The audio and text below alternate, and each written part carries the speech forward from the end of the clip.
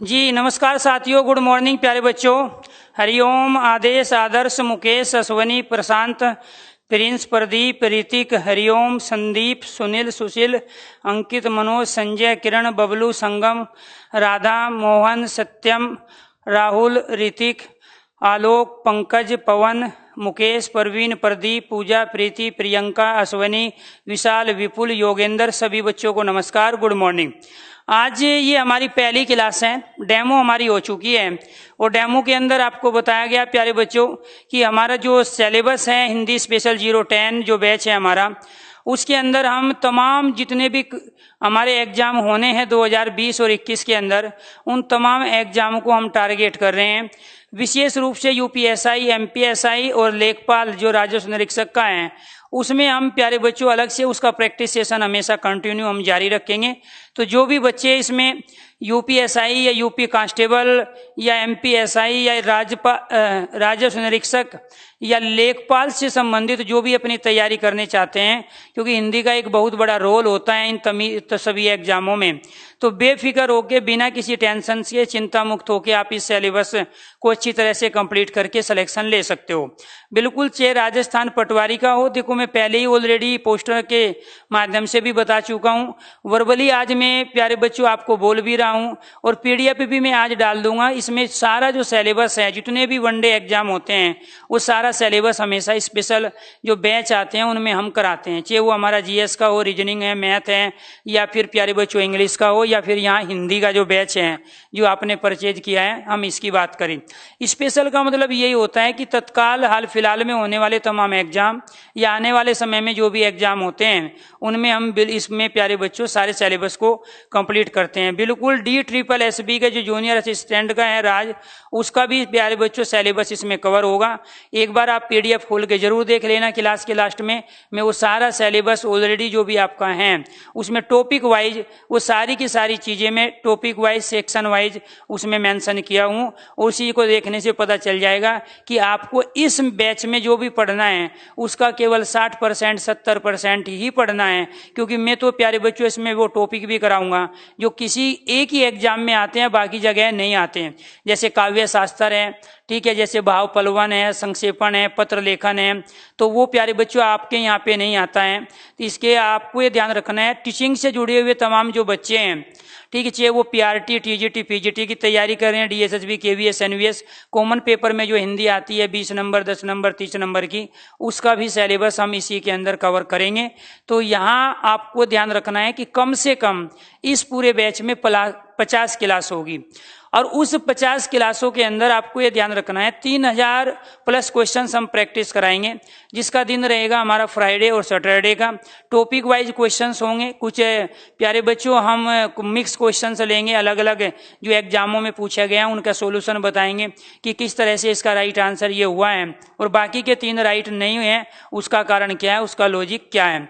तो प्रीवियस जो भी पेपर होते हैं वो भी सारे क्वेश्चन इसमें होंगे, चाहे वो DSSB है, केवीएस, एनवीएस है, चाहे वो टेट का एग्जाम है या सुपर टेट है, चाहे वो प्यारे बच्चों यूपीएसआई, यूपी कांस्टेबल है या राजस्व निरीक्षक लेखपाल है, या एनीथिंग राजस्थान का कोई भी एग्जाम है, आरपीएससी का एग्जाम है, आरएस का एग्जाम है, या प्यारे बच्चों को लोकल जो बॉडी होती है एग्जाम जो कंडक्ट कराती है उसमें जो भी हिंदी का सिलेबस दिया है सारा कवर यहाँ पे होगा। इस बात से आप निश्चिंत रहो। दूसरी चीज, पहला आज टॉपिक हम शुरू करते हैं प्यारे बच्चों, और वो टॉपिक है हमारा वर्णमाला। क्योंकि अब इससे पहले जो डेमो दी थी उसमें हमने एक झलक दिखाई थी कि हम प्यारे बच्चों किताब नहीं पढ़ाते, किताब पढ़नी होती तो हम ये बैच क्यों लेके आते हैं। एकदम नए तरीके से हम चीज़ों को सामने रखते हैं, आप तभी हमसे समझ सकते हो चीज़ों को और ज़िंदगी भर के लिए हिंदी से अपनी 7 पीढ़ी को फ्री कर सकते हो या आप अपने आप खुद फ्री हो सकते हो जब आपके पास जो पहले से जो नॉलेज है उसको आप साइड में रखते चलोगे। क्योंकि टीचर के पास ऐसी बहुत सारी चीज़ हैं जो किताबों में नहीं है, टीचर के पास ऐसे बहुत सारे कॉन्सेप्ट है जो किताबें नहीं समझा पाई, क्योंकि टीचर का अपना खुद का एक ऑब्जर्वेशन है, एनालिसिस है।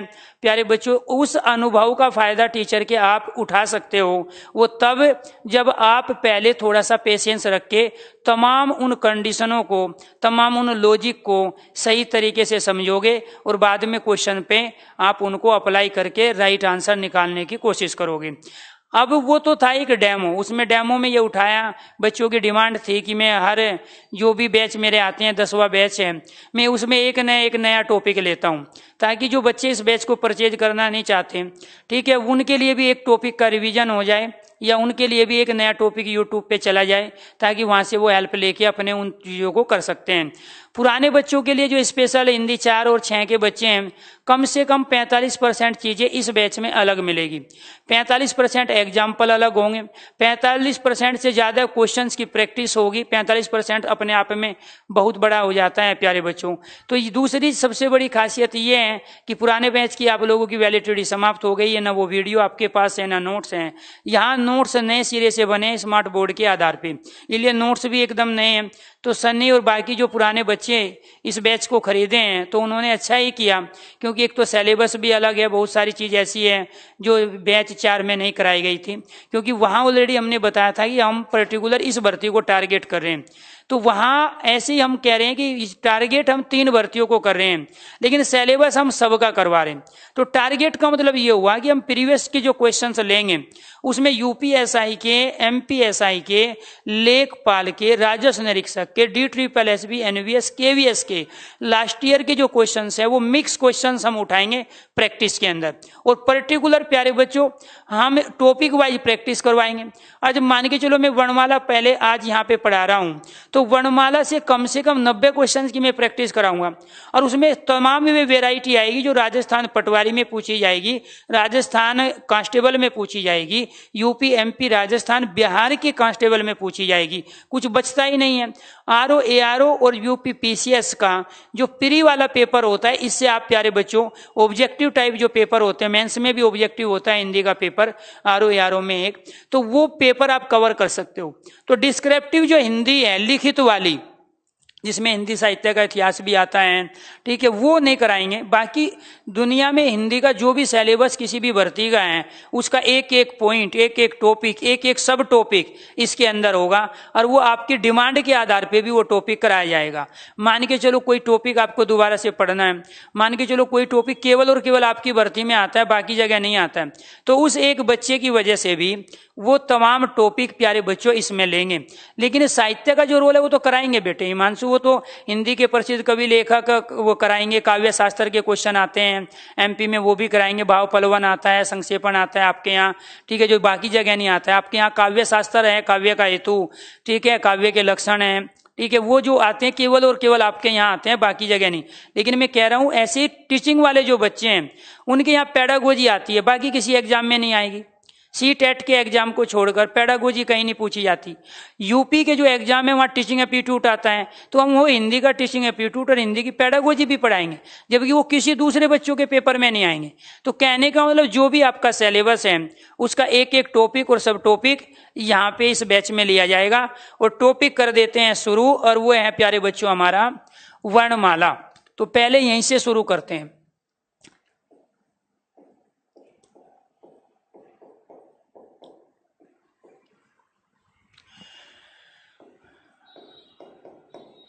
वर्णों के व्यवस्थित रूप को वर्णमाला कहते हैं। एक तो प्यारे बच्चों ये डेफिनेशन हुई।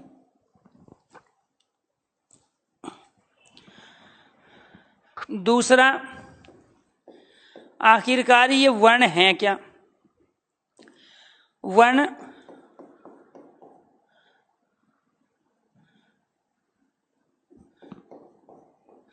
जिसके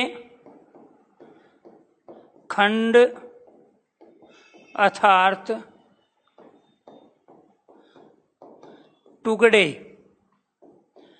ना हो सके, वो क्या कहलाता है? वर्ण। जैसे प्यारे बच्चों यहाँ कै एक वर्ण है, अगर मैं इसको इस रूप में लिख दूं तो आप इसको वर्ण नहीं मानोगे।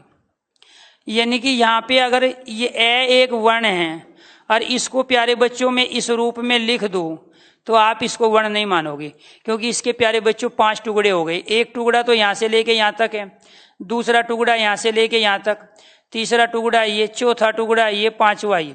तो ये वर्ण नहीं कहलाएंगे।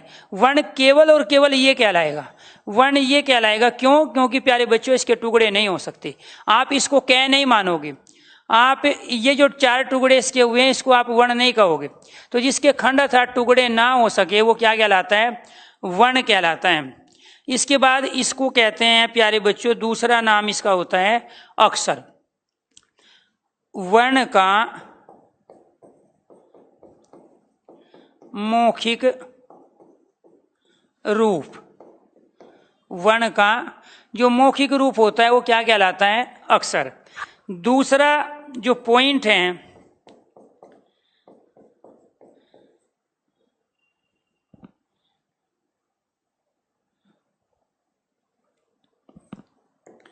जिसे नष्ट ना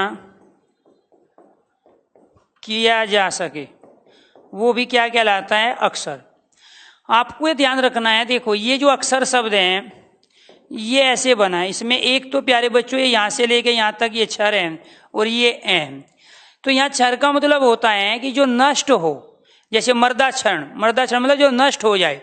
तो यहाँ ए आगे लगा दिए जो नष्ट ना हो।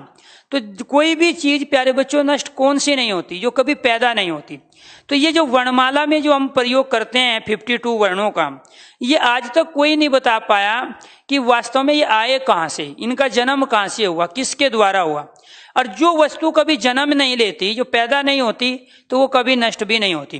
जैसे सूरज और चांद को किसी ने नहीं बनाया, ये अपने से पैदा हुए हैं। इसलिए सूरज और चांद परले आ जाए, भूकंप आए, आंधी आए, तूफान आए, आज से 1000 साल पहले भी थे, अभी भी हैं, 1000 साल बाद भी रहेंगे। क्योंकि जो चीज कभी पैदा ही नहीं हुई वो नष्ट भी नहीं होगी, और जिसको बनाया जाता है, जिसको पैदा किया जाता है, वो नष्ट जरूर होगी। तो इसको अक्सर इसलिए कहा गया, एक तो मौखिक रूप, जब हम वर्बली बोलते हैं ए आ ई कै खे गे गे, तो ये अक्षर कहलाएंगे, वर्ण नहीं कहलाएंगे। लेकिन कि लिखित रूप को हम वर्ण कहते हैं, और मौखिक रूप को जो वर्बली हम बोलते हैं उसको हम अक्षर कहते हैं। तो वर्ण का जो मौखिक रूप है, वर्बली जब हम बोलते हैं, उसका उच्चारण करते हैं, तो वो क्या कहलाता है? अक्षर कहलाता है। एक और इसका तीसरा नाम होता है, और वो तीसरा नाम होता है प्यारे बच्चों इसका ध्वनि। प्रत्येक वर्ण की अपनी एक आवाज यानी कि साउंड होती है, आवाज होती है। जब भी हम किसी वर्ण का उच्चारण करेंगे तो उस वर्ण का उच्चारण करने के दौरान कोई ना कोई साउंड आएगी। जैसे हम इसमें उच्चारण कर रहे हैं प्यारे बच्चों, यहाँ के, इसका उच्चारण कर रहे हैं यहाँ में, और इसका उच्चारण कर रहे हैं हम ले। इसकी साउंड अलग है, इसकी साउंड अलग है, इसकी साउंड अलग है। तो जब साउंड अलग अलग आई, आवाज अलग अलग हुई, तो इस वजह से ये क्या कहलाया? ध्वनि कहलाया। तो अब क्वेश्चंस यहाँ अपने आप में ये बने, एक तो प्यारे बच्चों यानी कि डेफिनेशन वाले, और दूसरा जो क्वेश्चंस बने कि जो वर्ण है उसी को हम अक्षर भी कहते हैं, उसी को हम ध्वनि कहते हैं। तो प्रत्येक वर्ण की अपनी एक आवाज होती है, अपनी एक साउंड होती है, उसके उच्चारण करने से कोई ना कोई एक साउंड निकलती है, और वो साउंड डिफरेंट होती है। और जब साउंड डिफरेंट हुई तो इसी वजह से उसको एक और नाम दे दिया गया, वो दे दिया गया ध्वनि। अब आपको ये ध्यान रखना है, पूरी वर्णमाला में जो भी कॉन्सेप्ट आए वे सारे के सारे 2 तरीके से निर्धारित किए गए।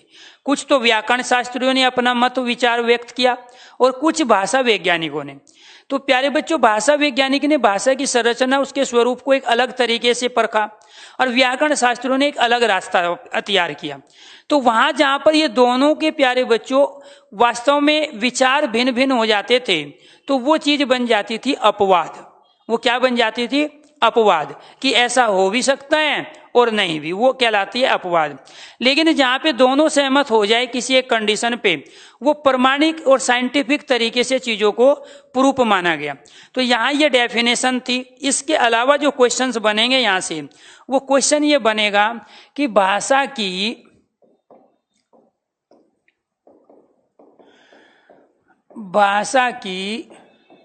सबसे छोटी इकाई या लघुत्तम इकाई सबसे छोटी इकाई या लघुत्तम इकाई बताइए क्या होगी। और आपके पास ऑप्शन क्या है, आपके पास एक ऑप्शन है 1, दूसरा ऑप्शन है आपके पास है ध्वनि। और यही लॉजिक है जिसको आपको समझना है। दूसरा ध्वनि, तीसरा आपको ये ध्यान रखना है प्यारे बच्चों अक्षर, और चौथा ऑप्शन है आपके पास सभी।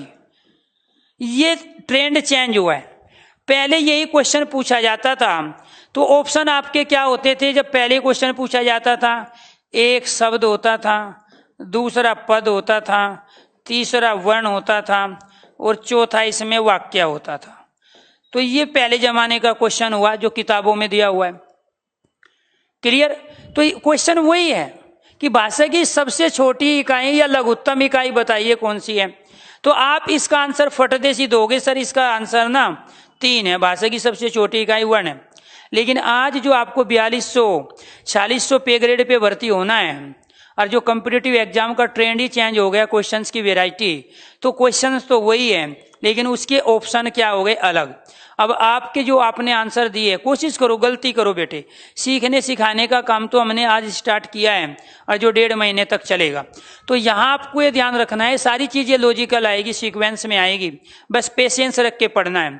तो आप जितनी भी गलती कर सकते हो लाइव क्लास में करो, क्योंकि मैं ये चाहता हूं कि जो गलती आप यहाँ कर दोगे वो कभी भी आप पेपर में नहीं करोगे। अगर यहाँ आपने गलती नहीं की तो उसकी गुंजाइश रहती है कि वो गलती आप पेपर में जरूर करोगे, क्योंकि हमारे ब्रेन में जो चीज एक बार सेव हो चुकी है, जब तक उसका सीक्वेंस नहीं जानेंगे, लॉजिक नहीं जानेंगे, तब तक वो डिलीट नहीं होगी और तब तक वो व्यवस्थित भी नहीं होगी। इसीलिए आपको ये ध्यान रखना है, यहाँ इसका राइट आंसर है सेकंड 2, जबकि आप में से 99% बच्चे बता रहे हैं 4, सभी बता रहे हैं। राइट आंसर क्या है, ध्वनि है। तो भाषा की जो सबसे छोटी इकाई है वो ध्वनि। ऐसा क्यों हुआ, देखो बेटे, यहाँ पे एक कै एक वर्ण है और इस कै में 2 साउंड है, एक आधे कै की है और एक ए की। इस आधे कै को हम ऐसे भी लिख सकते हैं। अब एक बात बताओ, जब इसमें साउंड 2 हुई तो स्वाभाविक बात है भाषा की सबसे छोटी इकाई क्या कहलाएगी, ध्वनि कहलाएगी। तो जब ऑप्शन में ध्वनि नहीं होगा तब राइट आंसर वर्ण होगा, और जब वर्ण और ध्वनि दोनों ऑप्शन में नहीं होगा तब अक्षर होगा, और जब अक्षर भी नहीं होगा तब भाषा की लघुत्तम इकाई सबसे छोटी इकाई शब्द कहलाएगा। ये लॉजिक जिसको पता है उसका ये प्यारे बच्चों क्वेश्चन हो गए तैयार। यानी कि वहां पर जब तक ऑप्शन में ध्वनि है राइट आंसर ध्वनि, और जब ऑप्शन में ध्वनि नहीं होगा राइट आंसर वर्ण, और जब वर्ण और ध्वनि दोनों नहीं होगा फिर अक्षर, और जब अक्षर भी नहीं होगा तब फिर क्या होगा प्यारे बच्चों, शब्द। वाक्य कभी भी भाषा की सबसे छोटी या लघुत्तम इकाई नहीं हो सकती। हाँ, तो हनी की फीस नहीं कट रही, कट जाएगी बेटे, वो आ जाएगा। आप कोशिश करो, 1-2 दिन कई बार समय लग जाता है। हाँ, मैंने बता पेशेंस रखना। देखो आपने हम पे भरोसा किया है, हम अपने इस सिस्टम पे भरोसा कर रहे हैं जो कि एक प्यारे बच्चों एक मशीन है।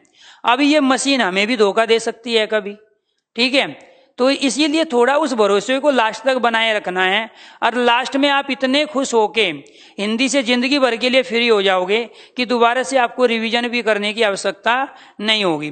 इसीलिए जिन बच्चों को कुछ टेक्निकल प्रॉब्लम आती है, जैसे एक बच्चा कह रहा है सर आवाज नहीं आ रही है, इसका मतलब बेटे आपके पास ना अभी नेट नहीं है, आप फ्रीक्वेंसी में नहीं हो जहाँ पे स्पीड हो नेट के। क्योंकि जब आपके पास नेट की शॉर्टेज होगी तो स्वाभाविक बात है आपको वीडियो भी सही नहीं चलेगी, या रुक रुक के चलेगी, या साउंड भी आपको क्लियर नहीं आएगी। अदरवाइज यहाँ से कम ही दिक्कत होती है, एक आध बार कभी ऐसा होता है। अब क्वेश्चन क्या बना, इसके आधार पे हम क्या क्या समझे कि इनमें सबसे पहले क्या आएगा, इनमें सबसे पहले आएंगे प्यारे बच्चों ध्वनि, और ध्वनि के बाद नंबर किसका आएगा, वर्ण, और वर्ण से फिर क्या होंगे प्यारे बच्चों, अक्षर बनेंगे, अक्षर से फिर क्या बनेंगे, शब्दांश, और शब्दांश क्या होते हैं, उपसर्ग, उपसर्ग को भी तो शब्दांश कहते हैं, और इनसे क्या बनते हैं फिर शब्द बनते हैं। क्लियर। और इसके बाद जो नंबर आएगा शब्द के बाद वो क्या आएगा प्यारे बच्चों, पद का नंबर आएगा। किसका आएगा, पद का। क्लियर। और पद से क्या बनेंगे, पदबंध बनेंगे। और पदबंध का अर्थ क्या होता है, वाक्यांश यानी कि उपवाक्य। इसको क्या कहते हैं, वाक्यांश या उपवाक्य। क्लियर। इसी को क्या कहते हैं प्यारे बच्चों, शीर्षक यानी कि टाइटल। और इससे क्या बनेगा फिर, वाक्य बनेगा। वाक्य भाषा की सबसे बड़ी इकाई है और ध्वनि भाषा की सबसे छोटी इकाई है। क्लियर। दूसरी चीज, इस वाक्य से क्या बनेगा प्यारे बच्चों, वाक्य से बनेगा अनुच्छेद। वाक्य से क्या बनेगा, अनुच्छेद यानी कि पैराग्राफ। और अनुच्छेद से क्या बनेगा प्यारे बच्चों, अध्याय यानी कि चैप्टर। और अध्याय से क्या बनेगा प्यारे बच्चों, रचना। रचना मतलब कोई भी पुस्तक बनेगी, काव्य बने। इसका मतलब ये हुआ, आपको एक पुस्तक लिखने के लिए इन सब की नॉलेज होनी चाहिए। ठीक है। किस किस की, ध्वनि की, वर्ण की, अक्षर की, शब्दांश की, शब्द की, पद की, पदबंध की, वाक्य की, अनुच्छेद की, अध्याय की, रचना की। जो मैं ओब्लिक दे के लिख रहा हूं उनका मतलब एक ही है। जब यहां मैंने ओब्लिक दे दिया ना, जिसे हम पदबंध कहते हैं, इस पदबंध का ही दूसरा नाम वाक्यांश। वाक्यांश मतलब सब सेंटेंस। ठीक है। जैसे उसने कहा, ये उसने कहा क्या हो गया, ये उपवाक्य हो गया, सब सेंटेंस हो गया। ठीक है। जैसे फिल्मों के नाम नहीं होते हैं, वो शीर्षक है, वो उपवाक्य होते हैं। ऐसे ही फिर वह स्कूल जाता है, ये वाक्य हो गया। इन्हीं अनेक वाक्यों को जोड़ेंगे, वह स्कूल जाता है, कक्षा 7 में पढ़ता है, उसका नाम मोहन है, ये अनुच्छेद बन गया। अनुच्छेद से क्या बनेगा, फिर चैप्टर बनेगा, पार्ट बनेगा। और फिर पार्ट जब एक जगह इकट्ठे हो जाते हैं तो रचना, पुस्तक बनती है। तो ये हो गए बढ़ते हुए क्रम में, अर्थात आरोही क्रम में। और यही क्वेश्चन रीजनिंग में भी पूछा जाता है और यही क्वेश्चन स्टेटमेंट में भी पूछा जा रहा है फिलहाल के एग्जामों में। तो ये आपको ध्यान रखना है प्यारे बच्चों। अगर वो पूछे भारत भाषा की सबसे छोटी इकाई बताइए, या भाषा के स्थान पर वो यहाँ वाक्य का प्रयोग करे, वो किसी का भाषा जरूरी नहीं है, वो कहेगा कि वाक्य की सबसे छोटी या लघुत्तम इकाई बताएं। तो अगर ऑप्शन में ध्वनि है तो राइट आंसर ध्वनि, ध्वनि नहीं है तो फिर वर्ण, वर्ण नहीं है तो फिर अक्षर, अक्षर नहीं है तो फिर शब्दांश अर्थात उपसर्ग, और उपसर्ग नहीं है तो शब्द। क्लियर। ये तो रही भाषा की सबसे छोटी इकाई। भाषा की सबसे बड़ी इकाई क्या होती है, वाक्य। दूसरा जो क्वेश्चन बनता है यहां से, एक क्वेश्चन तो हमारा ये हुआ, दूसरा क्वेश्चन क्या हुआ, भाषा की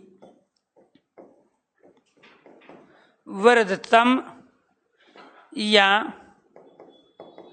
बड़ी इकाई, इकाई मतलब यूनिट, वो क्या होता है प्यारे बच्चों, वाक्य। वो क्या होगा, वाक्य होगा। क्लियर। वर्धतम मतलब होती है सबसे बड़ी, विशाल। जैसे कहते हैं ना विशालकाय जानवर यानी कि हाथी, तो जो विशाल के सेंस में हम प्रयोग करते हैं, सबसे बड़ी की सेंस में करते हैं, उसको क्या बोलते हैं, वर्धतम।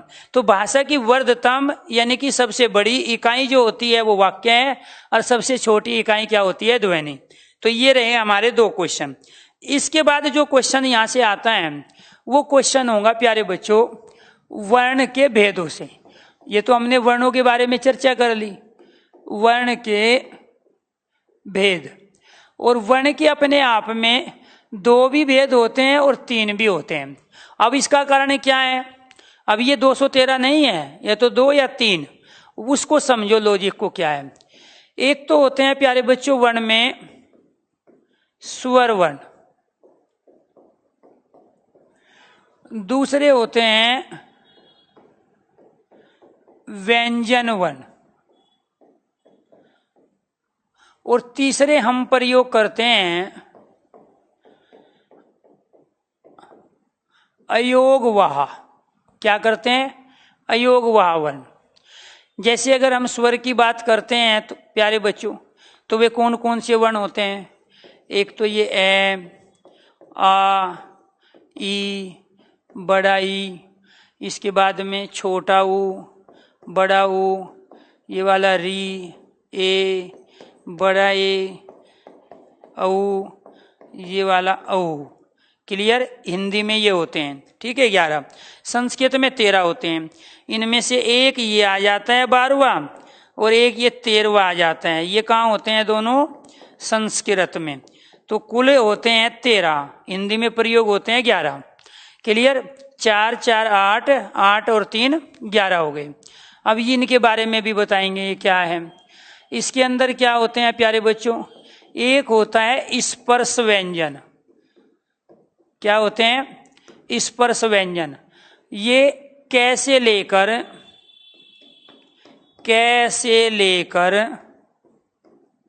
मैं तक 25 वर्ण होते हैं। ये कितने वर्ण होते हैं? 25। क्लियर। दूसरे होते हैं इनमें प्यारे बच्चों अंतस्थ व्यंजन। कौन से होंगे?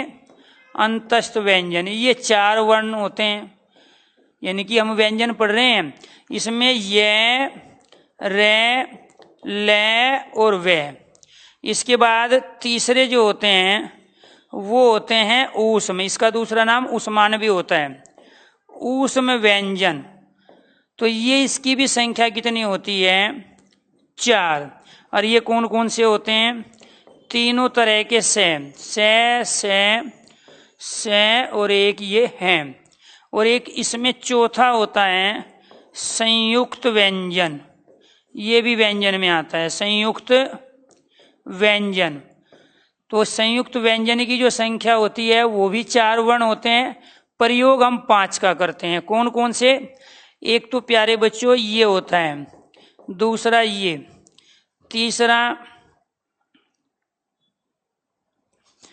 तीसरा ये, चौथा ये, और 5वां लिख देते हैं यहाँ सर्कल में अभी, ठीक है।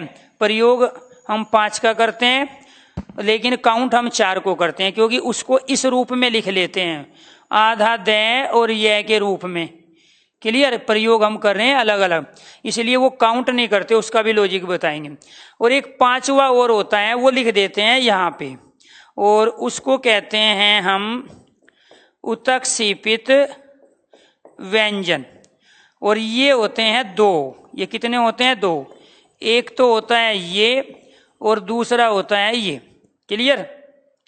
ये 2 और जो व्यंजन हैं, ये क्या मूल जो व्यंजन के भेद होते हैं ना, वो होते हैं 3, स्पर्श, अंतस्थ और ऊष्म। और कुल जो भेद होते हैं वो होते हैं 5, संयुक्त भी होता है, उत्क्षेपित भी आते हैं। सबके बारे में चर्चा करेंगे, बस आप इसको एक बार देखो। अयोग व अपने आप में जो प्यारे बच्चों वर्ण होते हैं, जब हम इसका प्रयोग करते हैं तो एक तो होता है ये और एक होता है प्यारे बच्चों ये। तो वर्णों के रूप में तो हम प्रयोग 2 में कर रहे हैं, अंके अंगूर और आना खाली। इसका मतलब इसमें एक तो प्यारे बच्चों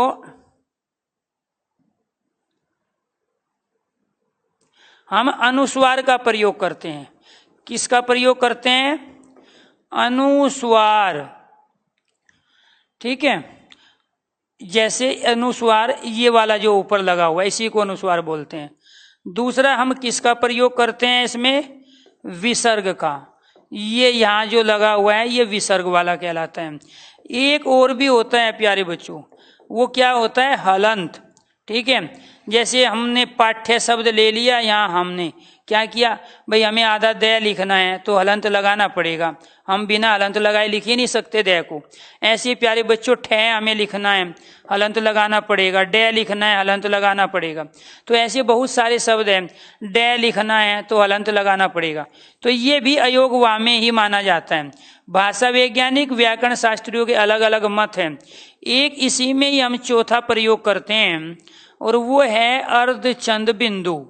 क्या है? अर्धचंद बिंदु को भी कुछ व्याकरण शास्त्री अयोग वाह में ही मानते हैं। अर्धचंद बिंदु क्या होता है? ये वाला। कहाँ पे प्रयोग होता है? जैसे आंख, जैसे दांत, मुंह, गांव, चांद, इन सब पे क्या प्रयोग होता है? अर्धचंद बिंदु। कुछ तो कहते हैं कि ये विराम चिन्ह है, ये अनुस्वार भी, विसर्ग भी, हलंत भी और अर्धचंद बिंदु। भाषा वैज्ञानिक कहते हैं कि ये तो विराम चिन्ह है, इनका प्रयोग तो हम विराम चिन्हों में करते हैं। लेकिन व्याकरण शास्त्री कहते हैं नहीं, ये अपने आप में अयोग वहा है। अयोग वहा का प्रयोग प्यारे बच्चों हम वर्ण के साथ ही करते हैं। ये चिन्ह होते हैं, मानते हैं बात, ठीक है, लेकिन मान के चलो मैंने यहां ये चिन्ह लगा दिया, तो इस चिन्ह का इसका मतलब क्या है? या मैंने यहां ये चिन्ह लगाया, या मैंने यहां ये चिन्ह लगाया, या ये चिन्ह लगाया, तो बिना वर्ण के तो आप प्रयोग कर ही नहीं सकते इनको। तो आपको ये ध्यान रखना है। हाँ, अब 699 हो गई है फीस, यानी हाँ वो 2 घंटे के लिए थी। 599 फीस 23 तारीख को 7 से 9 के बीच में थी, ठीक है, क्योंकि वहां हम डिस्काउंट देते हैं अपने पुराने बच्चों को, क्योंकि पुराने बच्चों के पास नए बच्चों से पहले मैसेज पहुंच जाता है कि कब कौन सा बैच आ रहा है।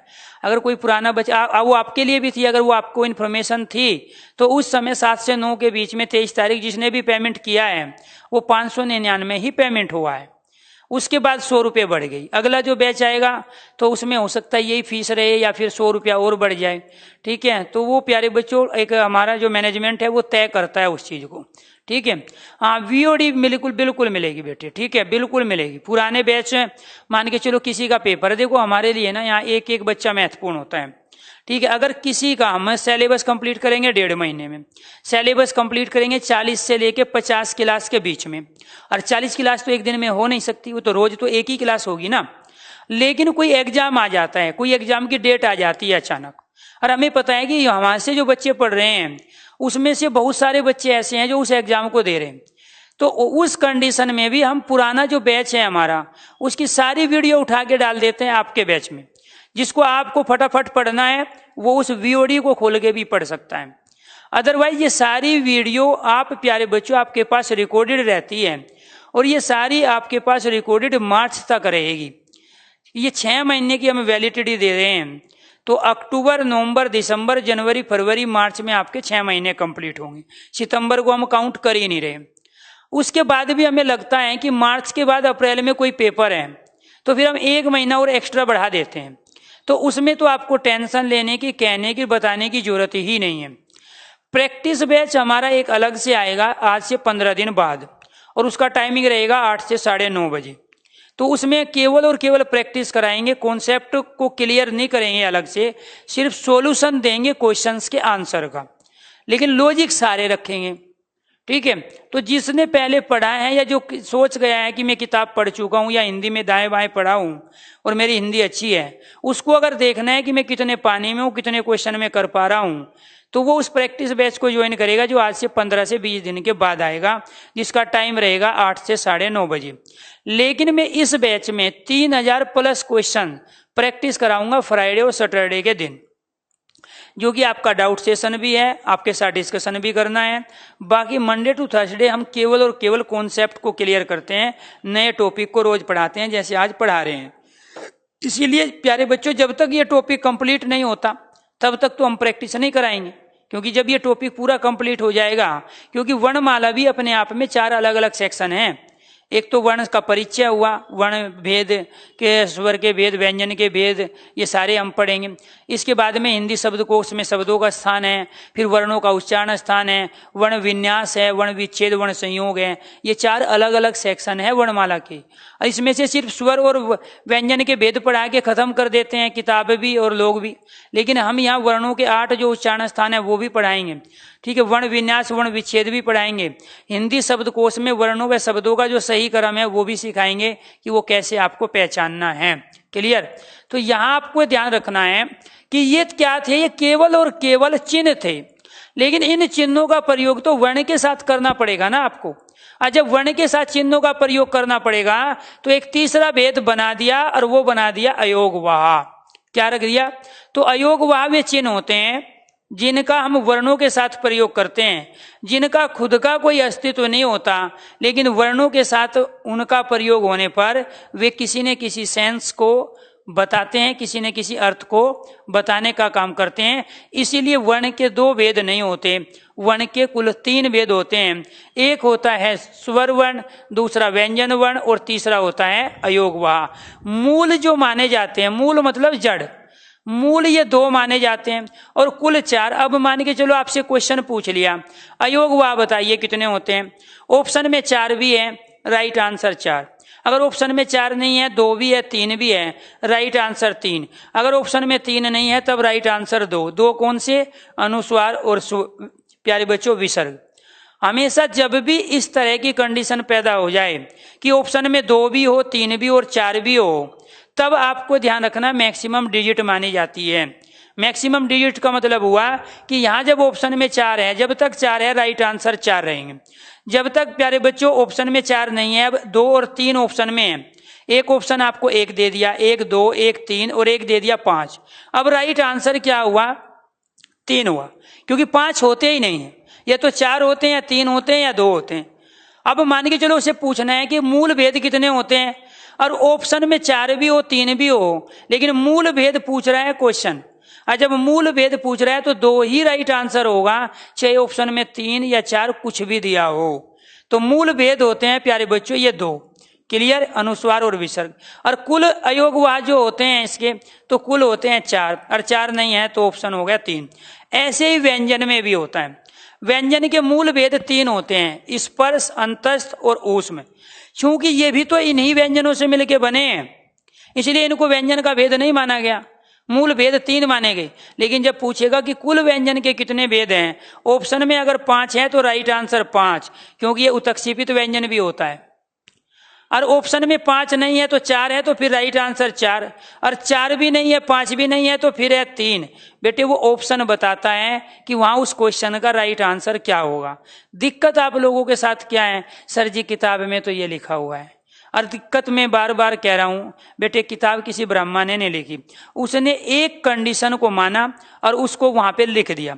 अब वो क्या चीज बता रही है, क्या कह रही है, वो कैसे 3 होंगे, कैसे 5 होंगे, वो काम है टीचर का। ठीक, किताबें सिर्फ ये बोलती है कि ऐसा होता है, ऐसा क्यों होता है, कब होता है, ये सारा काम टीचर का होता है।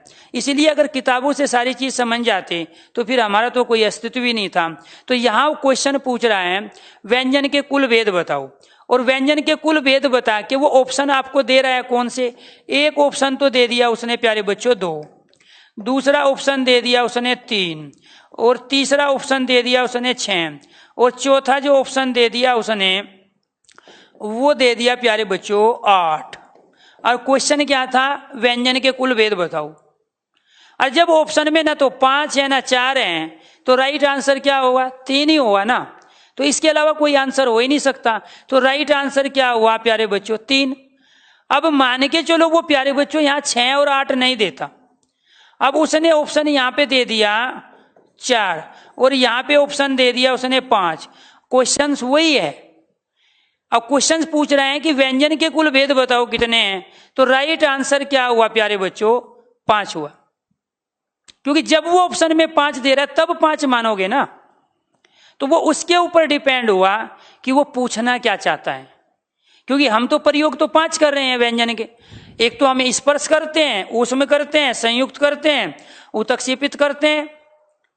तो ये जो 5 अलग अलग भेद हैं, ये तो व्यंजन के ही तो भेद थे। तो वो उसके ऊपर डिपेंड करता है कि वास्तव में उसको क्वेश्चन किस तरीके का बनाना है। तो देखो बेटे ये क्या थे, ये सारे के सारे क्या थे? 11 स्वर। अब यहाँ पे भी वही चीजें हैं, ठीक है, कि स्वर कितने प्रकार के होते हैं? हिंदी में 11 और कुल स्वर होते हैं 13। 13 कौन से? अब प्रयोग तो इसका भी कर रहे हो, ऋतु में ऋचा में यही तो आता है, री कृष्ण में कृपा में यही तो आता है प्यारे बच्चों, ये वाला ही तो आता है। तो अगर वो वहां ऑप्शन में 13 भी दे रहा है और ऑप्शन में 11 भी दे रहा है और क्वेश्चन पूछ रहा है कि हिंदी में कुल कितने स्वर होते हैं, तो राइट आंसर 11 रहेगा। क्योंकि क्वेश्चन की लैंग्वेज देखो क्या है, हिंदी में कुल कितने स्वर होते हैं, तो हिंदी में कुल स्वर प्यारे बच्चों 11 ही होते हैं। अब ये क्वेश्चन अगर पूछ लिया कुल स्वर कितने होते हैं और ऑप्शन में 13 भी है, तो राइट आंसर 13 ही होगा, क्योंकि अब वो हिंदी की बात नहीं कर रहा है। इसीलिए आपको क्वेश्चन की लैंग्वेज को समझ के और दिए गए ऑप्शन के आधार पे लॉजिकली अपना आंसर देना है। तो यहां आपको ध्यान रखना है प्यारे बच्चों कि ये क्या कहलाए, सारे के सारे स्वर कहलाए। क्यों कहलाए ये स्वर, इसकी डेफिनेशन भी आएगी।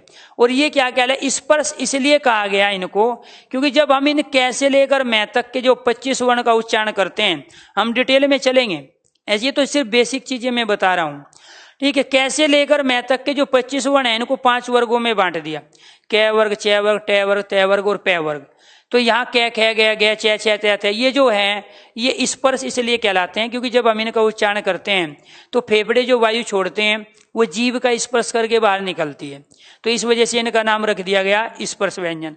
अब इन 4 वर्णों का जब हम उच्चारण करते हैं य रे ल व का, तो हमारे फेफड़े पहले अंदर की तरफ को हवा खींचते हैं, और पहले जब अंदर की तरफ को हवा खींचते हैं और फिर वो बाहर छोड़ते हैं, तब हम ये रे ले और वे का उच्चारण कर पाते हैं। और यकीन नहीं आता तो आप यहाँ पे हाथ रखो, आपकी जेब में पर कुछ नहीं होना चाहिए। जैसे आप ये का उच्चारण करोगे, ये पहले आपका हाथ थोड़ा अंदर जाएगा और उसके बाद एकदम ऐसे नहीं कि वो पूरा अंदर चला जाए, टाइट नहीं रखना है, हल्का हाथ रखना है। पहले वो हाथ अंदर जाएगा और फिर वो बाहर निकलेगा। तो आपको ये ध्यान रखना है, पहले फेफड़ों ने वायु को लिया और उसके बाद में फिर वायु को छोड़ा। तो जब वायु को लिया और वायु को छोड़ा तो उच्चारण कर पाएंगे ये रे ले और वे। इसी वजह से अंतस्थ का मतलब होता है अंदर, जो अंदर की तरफ से उच्चारण हो अंतस्थ व्यंजन कहलाया। ये ऊष्म मतलब होता है गर्म। ये 4 वर्ण होते हैं से और है। इसमें फेफड़े गर्म वायु को बाहर छोड़ते हैं। यहाँ हाथ लगाओ, ये वाला उंगली नहीं खोलना है, ये वाला हिस्सा लगाना है आपको अपने मुंह के आगे, ज्यादा दूर भी नहीं लगाओ। और आप उच्चारण करके देखो तीनों तरह के से और है का, आपको यहाँ गर्म हवा लगेगी। बाकी किसी भी प्यारे बच्चों व्यंजन में गर्म हवा नहीं लगती है, लेकिन इसको ऊष्म इसलिए कहा गया क्योंकि जब हम से और है का उच्चारण करेंगे तो प्यारे बच्चों गर्म एयर बाहर निकलती है, और जब गर्म हवा बाहर निकलेगी तो इसी वजह से ये कहलाए ऊष्म व्यंजन। सुपर टेट की क्लास प्यारे बच्चों जो बैच था वो तो हमारा कंप्लीट हो ही चुका है, नया बैच आएगा नोटिफिकेशन से कुछ दिन पहले, लेकिन हिंदी जो सुपर टेट वाली है वो इसी में कराएंगे, ठीक है। इसके बाद आपको ये ध्यान रखना है प्यारे बच्चों, अगर आप सुपर टेट के पर्पज से पढ़ना चाहते हो तो ये भी वो बैच है, क्योंकि देखो स्पेशल बैच कोई भी होता है ना, उसका मतलब ये होता है कि हम उसमें तमाम वे एग्जाम जिसमें हिंदी पूछी जाती है उन सब के एक एक पॉइंट, एक एक टॉपिक, सब टॉपिक सारा कवर कराते हैं। बिल्कुल लेंगे अजय, हरियाणा एसएससी में सबसे टफ हिंदी पूछी जाती है। हालांकि वहाँ हिंदी का रोल कम ही है, कभी 5 और कभी 12 क्वेश्चन से ज्यादा कभी नहीं आए, और minimum 5 maximum 12 question Haryana HSSC में आते हैं प्यारे बच्चों। लेकिन वहां पे क्वेश्चंस के लॉजिक इतने जबरदस्त होते हैं कि वे 5-10 क्वेश्चन ही पूरी हिंदी की नॉलेज चेक कर लेते हैं, इसीलिए बिल्कुल उसको भी कवर कराएंगे। मैंने कहा ना ऑल इंडिया, ठीक है, संस्कृत नहीं कराएंगे इसमें, ठीक है, यहाँ हिंदी होती है बेटी। इसके बाद संयुक्त क्यों कहा? संयुक्त मतलब जो 2 अलग अलग वर्णों को, अलग अलग व्यंजनों को आपस में मिला के जो बनाए हैं वो क्या कहलाते हैं? संयुक्त व्यंजन। और ये होते हैं प्यारे बच्चों ये 4, 5वां भी होता है ये, लेकिन ये 5वां हम इसमें काउंट नहीं करते। जब क्वेश्चन आएगा कि संयुक्त व्यंजन कितने होते हैं तो राइट आंसर 4, चाहे ऑप्शन में 5 भी दिया हो, हम मानेंगे कितने? 4। क्लियर? इसके बाद एक 5वां भेद होता है उत्क्षेपित का अर्थ होता है फेंकना। तो यानी कि उत्क्षेपित का मतलब होता है झटके के साथ हम जिसका उच्चारण करते हैं। ये जो 2 वर्ण होते हैं ना प्यारे बच्चों, यानी कि नीचे ये बिंदी लगी होती है, इनका प्रयोग हमेशा किसी भी शब्द के या तो बीच में होता है या अंत में होता है, कभी भी शुरू में नहीं होता। जैसे ढक्कन शब्द है या ढेर है, आपने क्या देखा है? ढक्कन और ढेर में यहाँ बिंदी लगी होती है पहले। दोनों शब्द गलत हैं, दोनों वर्तनी गलत हैं, क्योंकि कभी भी किसी भी शब्द के शुरू में आप इस बिंदी का प्रयोग नहीं कर सकते हो इन वर्णों के साथ। या तो बीच में सड़क है, लड़का है, सड़क और लड़के में बीच में आया। डंडा शब्द है, डंडे में बाद में आया तो इसका प्रयोग होगा बिंदी के साथ। मेंढक शब्द है, पढ़ना है, तो इसका प्रयोग होगा, ठीक है। तो इसीलिए इसकी कंडीशन क्या है? उत्क्षेपित का मतलब होता है फेंकना, उत्क्षेपित का मतलब होता है उछलना, उत्क्षेपित का मतलब होता है झटके के साथ किसी वर्ण को जब हम उच्चारण करते हैं तो वो कहलाते हैं उत्क्षेपित व्यंजन। और वो ये 2 व्यंजन होते हैं। कई बार क्वेश्चन पूछा जाता है कि उत्क्षेपित व्यंजन की संख्या कितनी है, तो वो कितनी होती है? 2। क्लियर?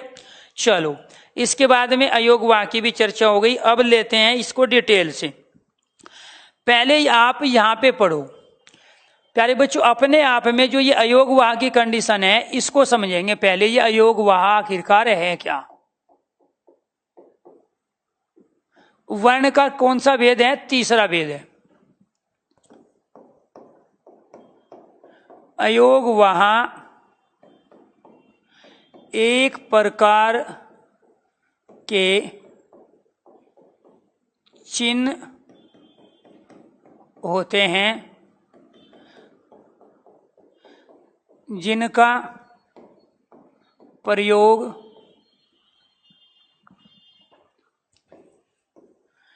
हमेशा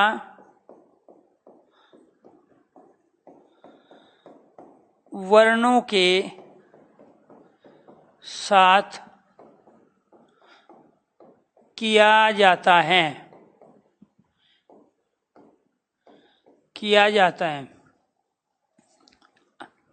अतः वर्ण का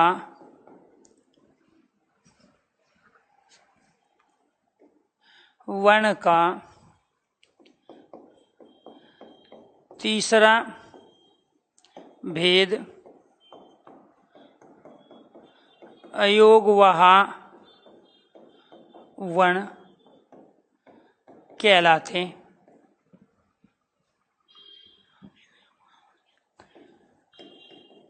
हैं। ये तो एक स्टेटमेंट रही।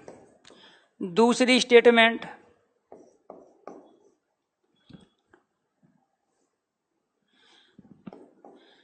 बिना वर्णों के इन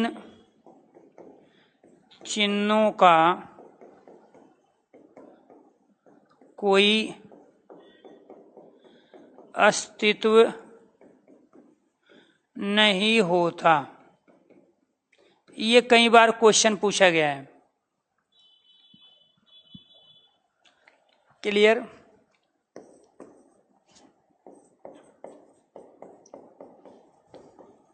अयोगवाह की मूल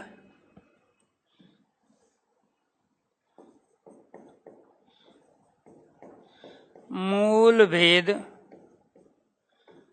दो तथा कुल भेद 4 होते हैं। क्लियर? ये इतना समझ में आ गया। अयोगवाह एक प्रकार के चिन्ह हैं। कौन से चिन्ह हैं प्यारे बच्चों? एक तो ये अनुस्वार आ गया, एक ये विसर्ग आ गया। आपसे पूछा अयोगवाह वर्ण बताइए, ये दोनों के दोनों क्या कहलाए? अयोगवाह वर्ण कहलाए। ये क्या कहलाए? अयोगवाह वर्ण। बिना वर्णों के इन चिन्हों का कोई अस्तित्व नहीं है। इसका मतलब फिर हमें क्या हमें भेद मानने पड़ेंगे अयोगवाह को। जिन किताबों में लिखा है कि वर्ण के 2 भेद है, तो वो बात केवल और केवल 10th क्लास तक सही है, क्योंकि 10th तक सिर्फ 2 ही भेद पढ़ते हैं, एक स्वर और दूसरा व्यंजन। लेकिन 10th के बाद जितने भी आप पेपर दे रहे हो, सब में प्यारे बच्चों वर्ण के 3 भेद हैं, और वो तीसरा भेद क्या होता है? अयोगवाह। तीसरा भेद क्या होता है? अयोगवाह। अब चलो आगे बढ़ते हैं। यहां पे ये तो है अयोगवाह, इसमें एक लिया हमने अनुस्वार। क्लियर?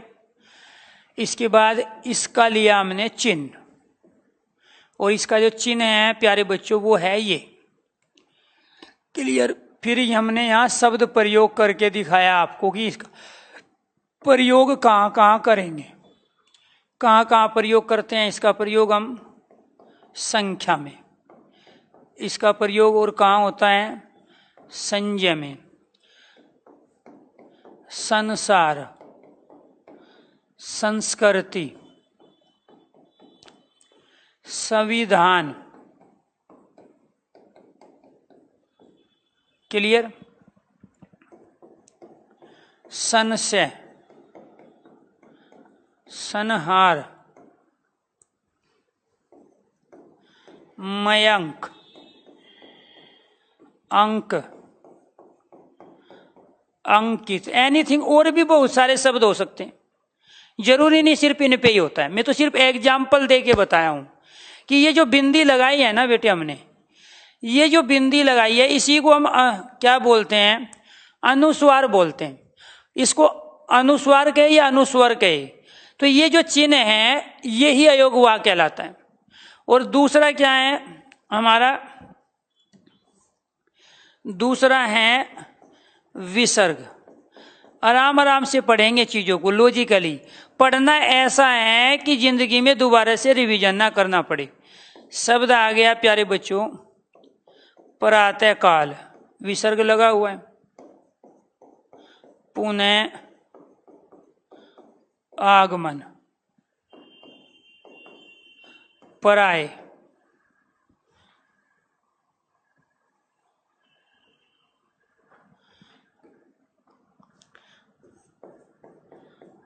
अतः एवं, दुख कर रहे हैं ना प्रयोग। अब एक बात बताओ, जब आप इस विसर्ग का भी प्रयोग कर रहे हो और इस अनुस्वार का भी, तो आप वर्ण के तो भेद दो कैसे मान लोगे, स्वर और व्यंजन।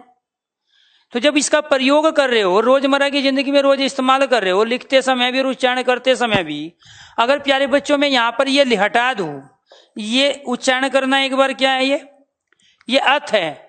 अब इसका उच्चारण करना, ये क्या बोलते हो आप, अतः। अब क्या हुआ, उच्चारण भी बदल गया आपका और लिखने का तरीका भी बदल गया। तो जब उच्चारण भी बदला, लिखने का तरीका भी बदला, तो दो कहां रहे इसमें। तो ये क्या था हमारा, ये स्वर था, ये क्या है प्यारे बच्चों, ये व्यंजन है, और ये क्या है प्यारे बच्चों, ये अयोगवाह है। इसीलिए कितने प्रयोग कर रहे हैं हम, और 3 कर रहे हैं, स्वर, व्यंजन और अयोगवाह। ये इसमें स्वर है, ये तय इसमें व्यंजन है। तो अतः इस बात को प्रूफ करता है कि वर्ण के 2 नहीं 3 भेद होते हैं। और तीसरा भेद क्या है, अयोगवाह, जिसे यहां हम क्या कहते हैं, इसको विसर्ग कहते हैं। तो आप तो इसका प्रयोग कर रहे हो, मैंने तमाम शब्द आपको दिखाए, इसीलिए 2 भेद नहीं मानोगे। जब ऑप्शन में 3 होगा, राइट आंसर 3, और जब 3 नहीं होगा तब राइट आंसर 2 होगा। विद्वान नहीं बनना है, भर्ती होना है। और भर्ती होने के लिए कॉन्सेप्ट का समझना बहुत ज्यादा जरूरी है। देखो, विद्वान लेखक साहित्यकार की पोस्ट नहीं निकलती है। इसके बाद में तीसरा क्या है, हलंत। संस्कृत में हलंत को भी अयोगवाह माना गया है। ये जो आड़ी तिरछी रेखा होती है ना, इसी को हलंत कहते हैं। ये आधे व्यंजन, शुद्ध व्यंजन को बताने के लिए हम इसका प्रयोग करते हैं।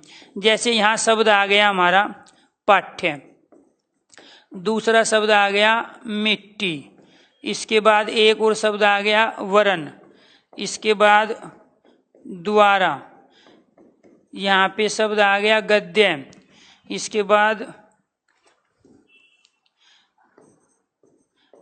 पद्य,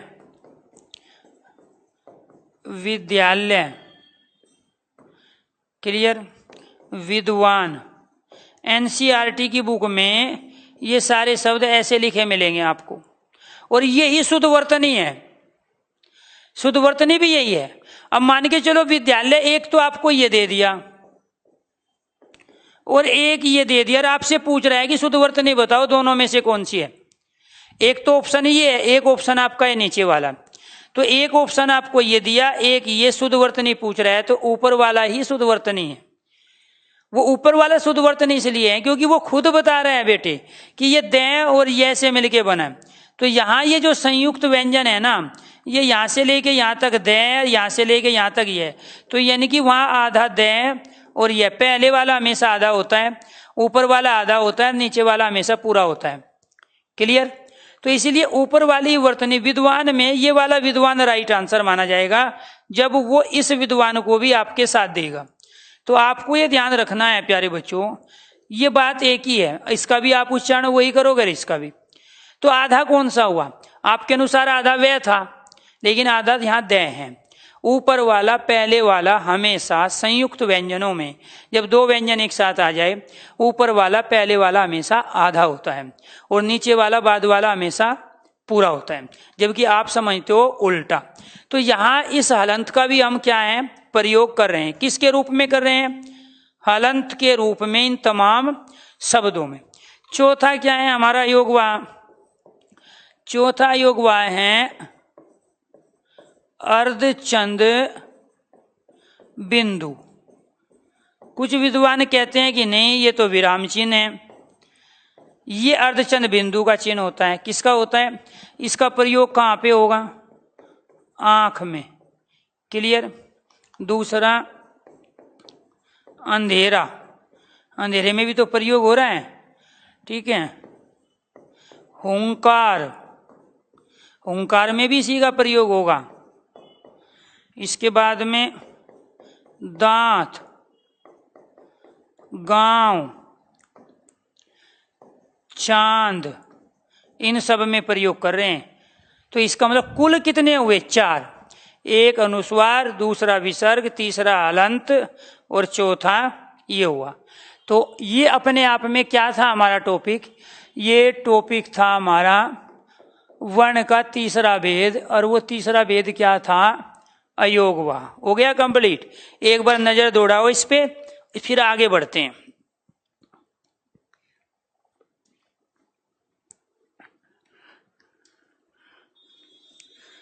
ये लॉजिकली होते हैं, लॉजिक के साथ समझना है। अब ये देखना है आपको इस अनुस्वार की कंडीशन। ये वाला जो अनुस्वार आया है ना, अब इससे भी क्वेश्चन बनता है अलग तरह का। अब उस क्वेश्चन की तैयारी करो कि यहां पर ये जो आया है ये किस वर्ण के स्थान पे आया है। किसी ने किसी वर्ण है। संसार क्या बोल रहे हैं? आधा न। ठीक है। तो यहां प्यारे बच्चों संहार न, संजय न के स्थान पे। अब ये देखो नेक्स्ट इसी से जुड़ा हुआ क्वेश्चन। ये एक होते हैं प्यारे बच्चों अनुनासिक वर्ण। क्या होते हैं? अनुनासिक वर्ण होते हैं। और ये जो अनुनासिक वर्ण है इनको हम कहते हैं पंचम अक्षर। इसी को कहते हैं पंचम वर्ण। क्लियर? ये सारे एक ही नाम है। अनुनासिक वर्ण, पंचम अक्षर, पंचम वर्ण या अनुस्वर स्वर्ण, अनुस्वर वर्ण, अनुस्वर वर्ण। इनकी संख्या कितनी होती है? 5। ये सारी एक ही बात हुई भाई, प्रत्येक वर्ग का अंतिम वर्ण होता है, इसी वजह से इसको पंचम अक्षर या पंचम वर्ण कहते हैं। चूंकि ये जो 5 वर्ण होते हैं इनमें एक तो होता है हमारा ये, दूसरा होता है च वर्ग का ये अंतिम वर्ण, इसके बाद में ये ट वर्ग का अंतिम वर्ण, ये त वर्ग का अंतिम वर्ण और ये प वर्ग का अंतिम वर्ण। अब ये अपने आप में जो ये आधे आधे होते हैं ना, ये इस अनुस्वार के स्थान पे आते हैं। देखो कैसे, जैसे मैं यहाँ पे प्रयोग कर रहा हूं मंगल, दूसरा मैंने प्रयोग किया यहाँ कंगना या कंगल, तो ये तो आया इसमें। इसके बाद में यहां मैं प्रयोग कर रहा हूं प्यारे बच्चों पतंजलि, और यहां जो है बिंदी आई वो इस वर्ण के स्थान पे। इसके बाद मैंने दूसरा प्रयोग किया व्यंजन, 2 के द्वारा मैंने एक शब्द लिया यहाँ पे खंड, और इसके बाद दूसरा शब्द लिया मैंने, जरूरी नहीं यही हो क्योंकि इनका आप रोज प्रयोग कर रहे हो इसलिए मैं दिखा रहा हूं आपको करके। अब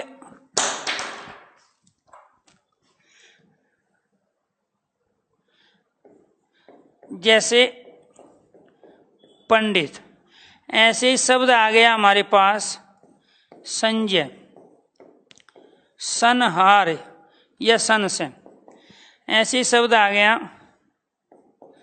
संविधान।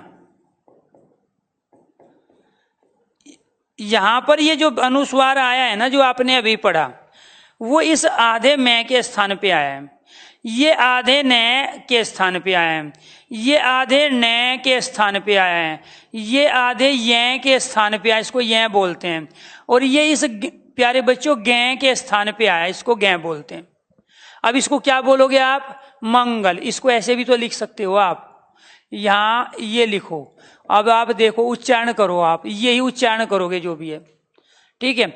आप इस खंड को कैसे लिखोगे प्यारे बच्चों?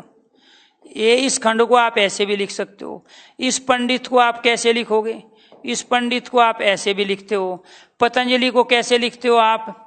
पतंजलि को यहाँ ऐसे भी लिखते हो। क्यों लिखा आपने? क्योंकि यहाँ जो ये बिंदी आई ना, ये इस वर्ण के स्थान पे आई। यहाँ जो खंड पे जो बिंदी आई ना, वो इसके स्थान पे आई।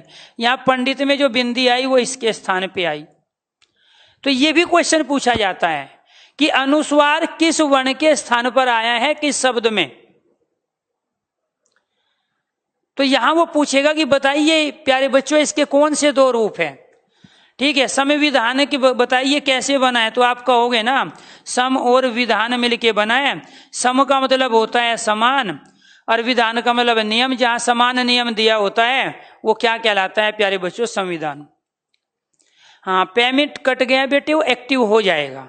कई बार ना जिस टाइम आप पेमेंट करते हो तो वो फ्रीक्वेंसी में नहीं रहती चीजें, तो उसके बाद वो ऑटोमेटिक अपने आप जनरेट हो जाएगा, टेंशन मत लो। ठीक है, आज नहीं तो कल ऑटोमेटिक बिना कहीं फोन किए बिना कुछ किए आपका चलने लगेगा। जब भी आप फीस प्यारे बच्चों पे करते हो तो कई बार उसमें प्रोसेस में समय लगता है, वो पूरा हो जाएगा, कोई टेंशन लेने की आपको जरूरत नहीं है। ठीक है, हाँ तो वो करवा देंगे, वो तो हमेशा होगा, अपने आप हो जाएगा हिमांशु। मैंने कहा ना एक ही दिन में देखो सारी समस्या का सोल्यूशन नहीं है भैया। जब आप ऑनलाइन पढ़ रहे हो दूर बैठे हुए, आप हम पे भरोसा कर रहे हो, हम इस मशीन पे भरोसा कर रहे हैं, तो मशीन जब तक हमारा साथ देगी तो प्यारे बच्चों आप हमारी तरफ से कोई गलती नहीं रहेगी। लेकिन कई बार मशीन में थोड़ा बहुत दाएं बाएं चीजें हो जाती हैं, तो देखो इतना पेशेंस आपको रखना पड़ेगा। ठीक है, ऑनलाइन का एक रिस्क यही है कि उसमें प्यारे बच्चों कई बार नेट की फ्रीक्वेंसी नहीं रहती, नेट की स्पीड कम होती है। कई बार प्यारे बच्चों उसमें कोई टेक्निकल एरर आ जाता है।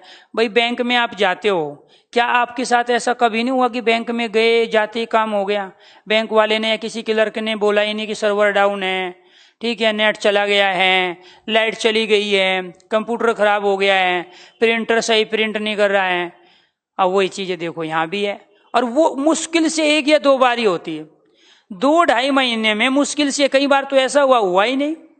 तो इसीलिए अभी जो पेमेंट है ये ऐसा नहीं है कि सिर्फ आपके साथ है, आपके जैसे कम से कम 250 बच्चे होंगे जिनका पेमेंट कट चुका है, अभी एक्टिवेट नहीं हुआ है, लेकिन वो हो जाएगा। ठीक है, नहीं वो आगे की क्लास के लिए तो नेट बचाना पड़ेगा ना।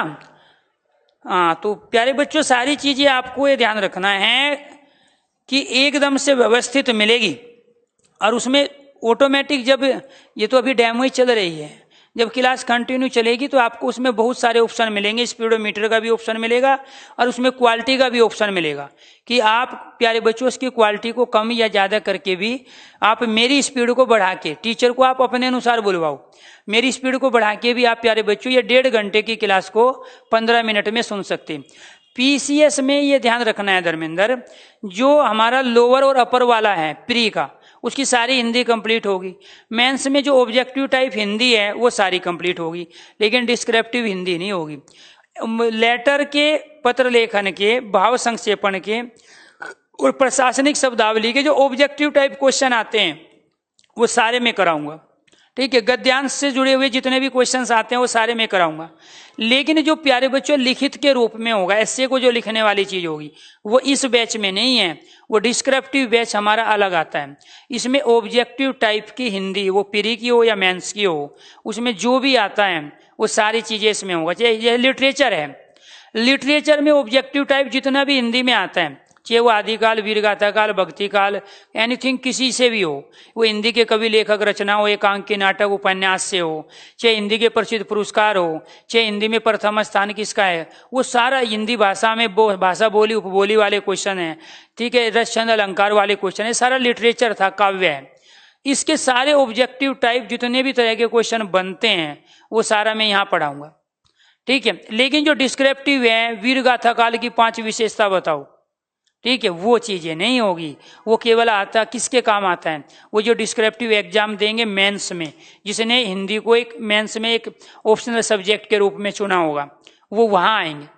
ठीक है, तो उसके डिस्क्रिप्टिव नहीं, ऑब्जेक्टिव जो हिंदी है वो सारी कराएंगे, चाहे वो एमपीपीसीएस हो, चाहे वो प्यारे बच्चों आरएएस हो, आरपीएससी हो, चाहे वो प्यारे बच्चों यूपीपीसीएस हो, वो ऑब्जेक्टिव टाइप सारी हिंदी यहाँ से कवर होगी। तो ये समझ में आई बात। तो इनको क्या कहते हैं हम, अनुनासिक वर्ण, और इन्हीं को क्या कह रहे हैं, अनुस्वर वर्ण। कोई कंफ्यूज नहीं होना। अनुनासिक का मतलब क्या होता है, 2 शब्द हुए, एक अनु और दूसरा क्या हुआ प्यारे बच्चों, नासिक। अनु का अर्थ होता है पीछे, अनु का अर्थ क्या हुआ, पीछे, और नासिका का अर्थ क्या हुआ, नाक। ये हमारा नाक है, और नाक के पीछे हमारा मुख है। यानी कि जो मुख और नाक, जो मुख और नाक दोनों से उच्चारित हो, जिसका उच्चारण करते समय मुख से भी और नाक से भी हवा निकलती हो, उसको कहते हैं अनुनासिक वर्ण। क्या कहते हैं? अनुनासिक। ये 5 के 5 क्या है प्यारे बच्चों? हमारे अनुनासिक वर्ण हैं। इन 5 वर्णों का जब भी उच्चारण करोगे ना, तो मुख से भी एयर निकलेगी और नाक से भी एयर निकलेगी। और नहीं यकीन आता तो उच्चारण करके देख लो। जैसे शब्द आ गया प्यारे बच्चों नमक, अब इसमें न भी आ गया, मैं भी आ गया। और नमक का जैसे उच्चारण करोगे आप, तो प्यारे बच्चों क्या है? नाक और मुख दोनों से एयर निकलेगी, नमक। शब्द आ गया मनोज, तो मनोज में जो मैं का आप उच्चारण करोगे ना, तो नाक और मुख दोनों से एयर निकलेगी, इसीलिए क्या कहा गया इसको? अनुनासिक। तो एक क्वेश्चन हमारा ये था। इसके बाद आते हैं स्वर के भेद, और ऐसे ही पढ़ेंगे फिर व्यंजन के भेद। ठीक है, स्वर के भेद।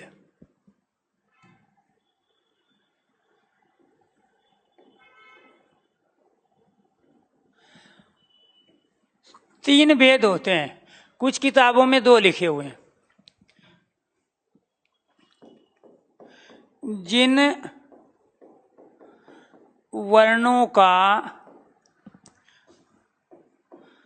उच्चारण बिना किसी दूसरे वर्ण की सहायता से, बिना किसी दूसरे वर्ण की सहायता से किया जाए, स्वर वर्ण कहलाते हैं। स्टेटमेंट पूछी जाती है बहुत बार और वहां कंफ्यूज हो जाते हो आप। दूसरा,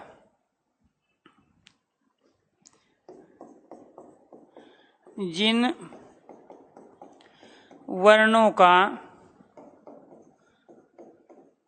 स्वतंत्र पूर्वक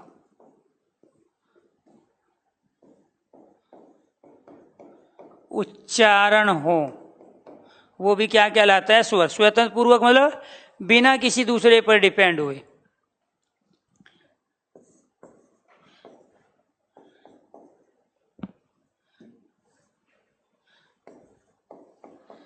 इनकी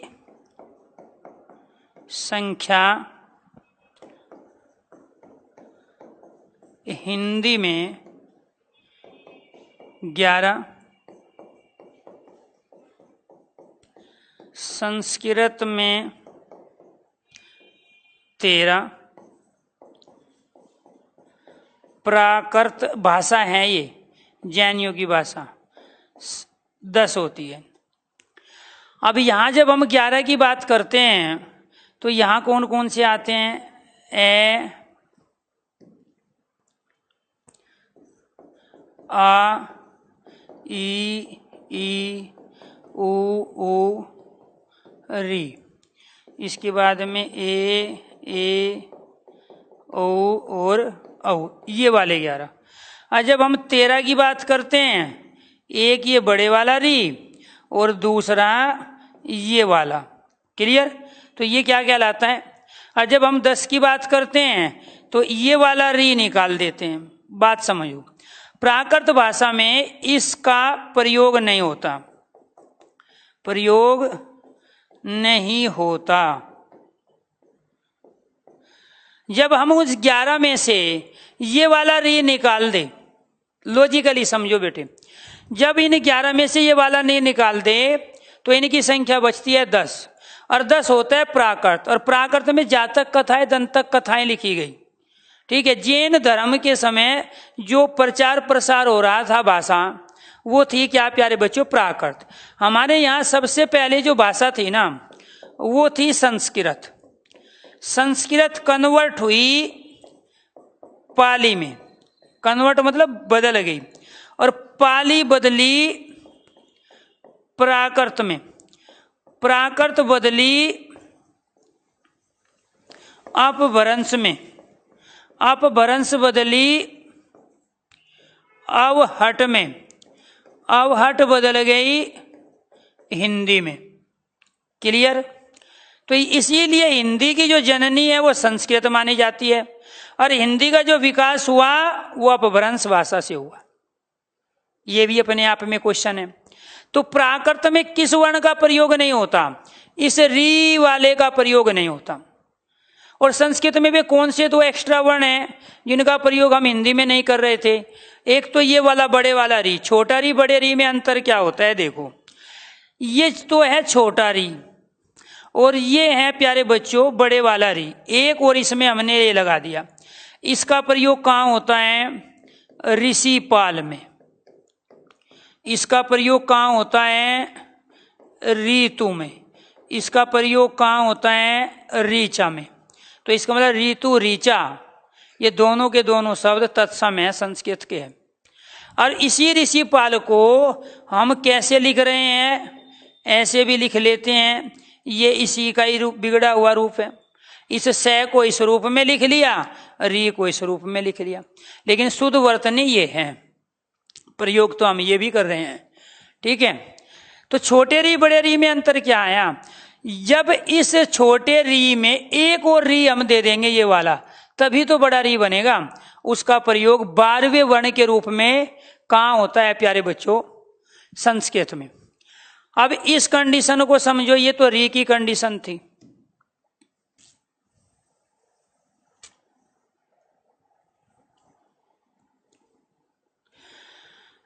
ये वाला जो संस्कृत में प्रयोग होता है, इसका प्रयोग कहाँ कर रहे हैं? पितृ में। दूसरा कहाँ कर रहे हैं? तर्ण में। इसका प्रयोग और कहाँ हो रहा है? कृष्ण में। इसका प्रयोग और कहाँ कर रहे हैं? कर्प्या में। मैं तो ये 4 एग्जाम्पल दिया हूं, बाकी तो लाखों शब्द हैं जिसमें हम प्रयोग करते हैं। तो ये वाला जो रिया में ले तो हमने वैसे ही ले लिया भैया, मैंने इसमें दोनों में तय लिया, यहां मैंने कह लिया, यहां मैंने ले लिया।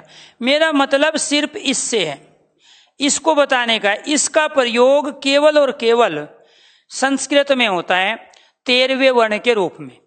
तो संस्कृत में 13 स्वर और हिंदी में 11 स्वर। क्लियर? और हिंदी में कुल स्वर 11।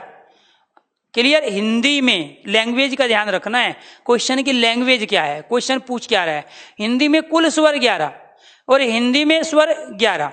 लेकिन जब वो हिंदी को गायब कर दे और पूछ ले कि कुल स्वर बताओ कितने हैं, और ऑप्शन में 11 भी है, 13, तो राइट आंसर 13 होगा, क्योंकि वो हिंदी शब्द का प्रयोग नहीं किया है क्वेश्चन में, वो कुल पूछ रहा है कितने स्वर हैं। तब आप क्या कहोगे? 13 कहोगे। प्यारे बच्चों, इसका प्रयोग हम वास्तव में इस रूप में ही कर रहे हैं। इसको ना ये इसी वर्ण के रूप में मानते हैं, स्वर होता है ये, ठीक है। यहां आप लिखोगे पितृ में कि ये बताओ क्या है, तो आप कहोगे कि ये वाला री है। वर्ण विन्यास भी तो करना पड़ेगा, तो इसको क्या ऐसे लिख दोगे आप? वो करके जब वर्ण विन्यास करोगे, ये प्यारे बच्चों क्या है? पहले ये आधा पे है, ये छोटा ई है, ये आधा ते है, और ये वाला ये री है। तो इसीलिए इसका प्रयोग हम इसी वर्ण के रूप में करते थे। लेकिन यहां पर अगर इन 11 में ये 2 और मिला दे, तो प्यारे बच्चों इनकी संख्या कितनी हो गई? इनकी संख्या हो गई 13, और ये 13 संस्कृत में हुए। अब इन 11 में से एक इसको हम निकाल दे, इसको निकालते ही इनकी संख्या बच जाएगी 10, और इन 10 का प्रयोग करते हैं हम प्राकृत भाषा में। क्लियर? तो ये थे हमारे कुछ बेसिक क्वेश्चंस, ठीक है, ज्यादा नहीं। अभी हमारे पास 8 मिनट और हैं, ठीक है। चलो जी, अब पढ़ेंगे हम, वे तो थी डेफिनेशन, स्वर के भेद। 3 भेद होते हैं, ये जानी गई आप। स्वर क्या होता है? एक होता है हर्ष। क्या होता है? हर्ष स्वर, इसको बोलते हैं। इसका एक और नाम होता है एक मात्रिक स्वर। दूसरा इसका नाम होता है मूल स्वर, और इन्हीं को कहते हैं लघु स्वर। देखो 4 नाम है, और जो भी जहां भी दिया है मैंने सारी चीजें आपके सामने रख दी। अब ये जो होते हैं ना 4, इनमें से एक तो होता है हमारा ये ए, छोटा ई, छोटा ऊ और री। तो इनकी संख्या कितनी हुई? 4। जो मैंने यहाँ इसके ऊपर डिजिट लिखी है तो समझ लो वो उसकी संख्या लिखी है। दूसरा जो भेद होता है वो होता है प्यारे बच्चों दीर्घ स्वर का। क्या होता है? दीर्घ स्वर। दीर्घ स्वर का दूसरा नाम होता है द्विमात्रिक। क्या होगा? द्विमात्रिक स्वर, यानी कि 2 मात्रा वाला। क्लियर? इसके बाद इसी को कहते हैं प्यारे बच्चों हम संधि स्वर। क्या बोलेंगे? संधि स्वर, यानी कि इसमें 2 वर्णों के आपस में मेल होकर वर्ण बनता है, संधि स्वर कहते हैं इसी को। इसी का दूसरा एक और नाम होता है बड़े स्वर। क्या कहते हैं? बड़ा स्वर या बड़े स्वर। कौन कौन सा आएगा इसके अंदर? बड़े वाला आ, बड़ा ई, बड़ा ऊ, ए, इसके बाद में यहाँ पे ये भी आ जाएगा और ये भी आ जाएगा। इसकी संख्या कितनी हो गई? 7। 4 और 7 कितने होते हैं? 11। इसके बाद एक आता है तीसरा और वो होता है फलुत। और इस फलुत स्वर को का एक तीसरा नाम होता है द्विमात्रिक, त्रिमात्रिक स्वर। और इसी को बोलते हैं विशाल स्वर, जो बड़े सबसे बड़ा हो, विशाल स्वर। और इसी का ही एक और नाम होता है पवित्र स्वर। और इसके अंदर जो आता है वो आता है ये ओम। इसको हम ऐसे भी लिख सकते हैं और इसको जब लिखते हैं तो कई बार ऐसे भी लिखा होता है। इसमें जो ये यहाँ 3 आया है ना, वो इस 3 इस बात को बताता है कि इसके उच्चारण करने में 3 गुना समय लगता है। आपको ये ध्यान रखना है प्यारे बच्चों कि यहाँ पर 4 ह्रस्व और 7 दीर्घ मिलके संख्या हो गई 11। और हिंदी में 11 ही अपने आप में हम स्वर का प्रयोग करते हैं। इसका प्रयोग प्यारे बच्चों संस्कृत में होता है, हिंदी में कभी नहीं होता। हिंदी में कुछ रीतिकालीन कवियों ने अपनी कविता में प्रयोग किया है, जैसे ओम भूर्भुवः स्वः तत्सवितुर्वरेण्यम। अब ओम भूर्भुवः में ओम आ गया ना, ये ओम स्वर है, व्यंजन नहीं है। क्लियर? और इसी को हम पवित्र स्वर कहते हैं क्योंकि दुनिया का सबसे पवित्र स्वर ये है। इसी को हम विशाल वर्ण के, इससे बड़ा कोई वर्ण ही नहीं है। क्यों? क्योंकि इसमें जो समय लगता है ना, ए 1 सेकंड, आ 2 सेकंड, ओम 3 सेकंड से ज्यादा समय ले रहे।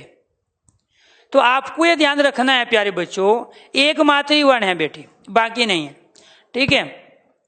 तो यहां पर आपको ध्यान रखना है जिस वर्ण के उच्चारण में कम समय लगता है उसको कहते हैं हम हर्ष। और जिसमें प्यारे बच्चों इसका डबल समय लगता है उसको कहते हैं हम दीर्घ। और जिसमें इसका 3 गुना समय लगता है उसको कहते हैं हम फलुत। अब इसी वजह से इसका नाम एक मात्रिक रखा गया। यहाँ पे क्या है? इसका नाम एक मात्रिक। इसका नाम क्या है? यहाँ पे द्विमात्रिक। और इसका एक और नाम क्या हुआ? त्रिमात्रिक। क्यों रख दिया? कि इसमें 1 मात्रा का समय लगता है, इसमें 2 मात्रा का समय लगता है, इसमें 3 मात्रा का समय लगता है, इसलिए क्या कहलाया? त्रिमात्रिक कहलाया। अगर इसमें आप 1 सेकंड लगाओगे तो यहाँ 2 सेकंड लगेगा, यहाँ 3 सेकंड लगेगा। तो इसीलिए मात्रा अर्थात उच्चारण के आधार पर स्वर के 3 भेद होते हैं। मात्रा या उच्चारण के आधार पर स्वर के 3 भेद होते हैं। कई बार क्वेश्चन पूछा जाता है मात्रा के आधार पर स्वर के भेद, उच्चारण के आधार पर स्वर के भेद, तो वो कौन से हैं? ह्रस्व, दीर्घ और फलुत 3 है। मूल स्वर किसे कहते हैं? हर्ष स्वर को। संधि स्वर किसे कहते हैं? दीर्घ स्वर को। बड़े स्वर किसे कहते हैं? दीर्घ स्वर को। ये 4 ही मूल स्वर कहलाते हैं अर्थात हर्ष। और इनके जो बड़े रूप हैं वे क्या कहलाते हैं? दीर्घ। और इसको विशाल क्यों कहते हैं? क्योंकि ये सबसे बड़ा, सबसे पवित्र है। अब इसको समझो दूसरे पेज पे, जो ये दीर्घ स्वर है ना अपने आप में, यहां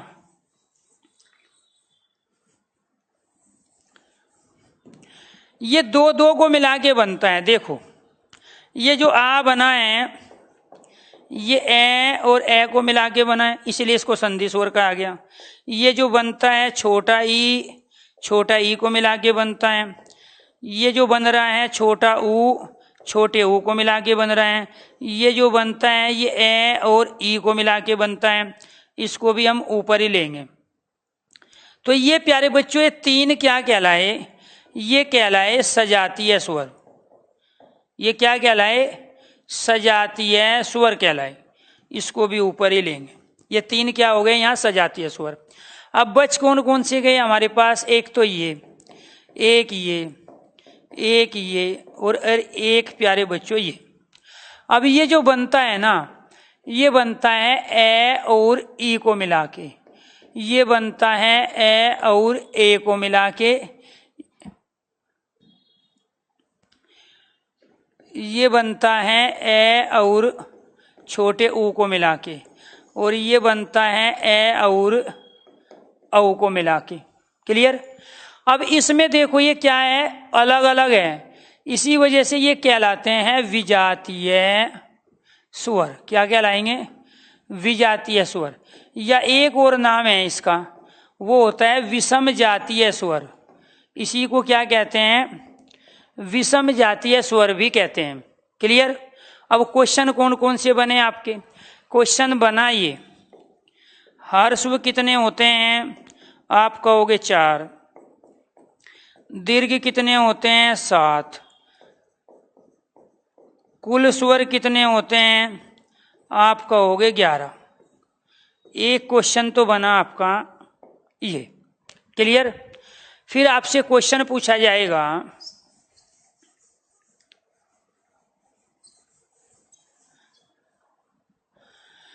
मूल स्वर कितने होते हैं? मूल स्वर आप कहोगे 4। सजातीय स्वर कितने होते हैं? सजातीय स्वर आप कहोगे 3। फिर क्वेश्चन बनता है विजातीय स्वर कितने होते हैं? आप कहोगे 4। और फिर क्वेश्चन पूछेगा आपसे कि कुल स्वर कितने होते हैं? तो कुल स्वर हो गए प्यारे बच्चों 11। 4 और 3 7 और 4 11। तो ये अपने आप में पूछे जाने लायक क्वेश्चन हैं। क्लियर? ये एक जैसे वर्णों से मिलके बने थे, इसलिए ये सजातीय कहलाए, अर्थात एक जाति के एक जैसे वर्ण। ये अलग अलग वर्णों से मिलके बने थे, इसीलिए ये विजातीय कहलाए। तो ये था हमारा प्यारे बच्चों मात्रा व उच्चारण के आधार पर स्वरों के भेद। अब हम पढ़ेंगे जिह्वा के आधार पे स्वर के भेद, फिर पढ़ेंगे मुख आकृति के आधार पे प्यारे बच्चों स्वर के भेद। तो ये मात्रा उच्चारण के आधार पे जो स्वर के 3 भेद थे, हर्ष दीर्घ और फलुत, ये आज हमारा हो गया कंप्लीट। कल प्यारे बच्चों जीव की आकृति के आधार पे, मुख की आकृति के आधार पे अपने आप में प्यारे बच्चों ये ध्यान रखना है स्वर के भेद होते हैं। ओष्ठ की आकृति के आधार पे भी स्वर के भेद होते हैं। जब होठ गोल गोल घूम जाए तो हम ऊ औ का उच्चारण करते हैं, इसलिए वे वर्ताकार और अवर्ताकार भी कहलाते हैं। ऐसे अग्र स्वर, मध्य स्वर, पश्च स्वर भी होते हैं। संवर्त, विव्रत, ठीक है, अर्ध संवर्त, अर्ध विव्रत भी होते हैं। तो उस कंडीशन को कल क्लियर करेंगे। आज के लिए इतना ही। सभी बच्चों से लेते हैं इजाजत। कल मिलते हैं, स्वर के दूसरे भेदों की चर्चा करेंगे और व्यंजन के जो 5 भेद हैं उनको डिटेल से पढ़ेंगे और फिर आएंगे वर्णों के उच्चारण स्थान पे। धन्यवाद। मैं कभी भी किताब नहीं पढ़ाता, किताब के अलावा चीजें पढ़ाता हूँ प्यारे बच्चों, आपको ये ध्यान रखना है। हाँ बेशक कल सैटरडे है बेटे, टॉपिक ही करेंगे, क्योंकि जब तक पूरा टॉपिक नहीं हो जाएगा तो कोई डाउट बनने का कोई सवाल नहीं है, और जब टॉपिक नहीं हो जाएगा तो प्रैक्टिस करने का भी कोई फायदा नहीं है। इसलिए पहले चूंकि जब फ्राइडे से बैच शुरू हुआ तो नेक्स्ट फ्राइडे सैटरडे में हम प्रैक्टिस कराएंगे और पहले ये अपना टॉपिक कंप्लीट करेंगे। धन्यवाद।